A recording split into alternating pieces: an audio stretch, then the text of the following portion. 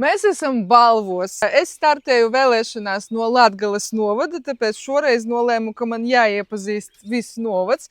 Un aizbraucām uz tālāko punktu, ko vien varējām mūsu sarakstā atrast. Tas ir Raimonds. Viņš ir startē ar 15. numuru LPV Latgales sarakstā. Un es uzprasījos ciemos, jo manā uzskatā, tu zini, esi tāds riktīgs latgalietis.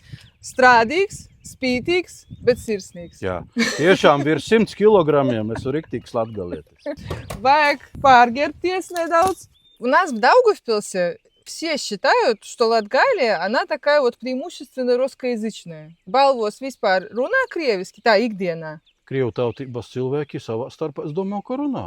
Bet viņu nav daudz šeit. Nav daudz, jā. Laikam 82% ir latvieši, tad ir 14% krievu tautības cilvēki Balvu novada un 4% ir citu tautību cilvēki. A tu priekš sevis tā izšķir latvietis, latgalietis? Man tas nav būtiski, es skatos, lai galvenais, lai ir cilvēks. Man visi ir vienādi. Es tāpēc arī neatbalstu tādu kaut kādu mākslīgu krievu tautības cilvēku, teiksim, tādu necienīšanu, kaut kādu pazemošanu, teiksim. Ja tas pat notiek valsts līmenī, pat raidījumos, ka var krievu tautības cilvēkus, teiksim, apsaukāt atklāti, man tas nav pieņemams. Savā starpā mums ir jāsadzīvo.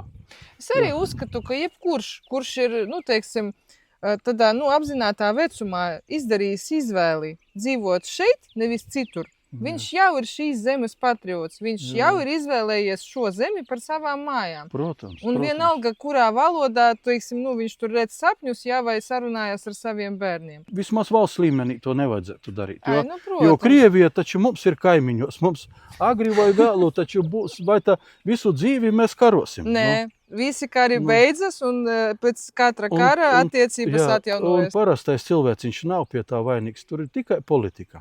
Jā. Tikai politika, ka nespēja viņi vienoties. Cieši tauta.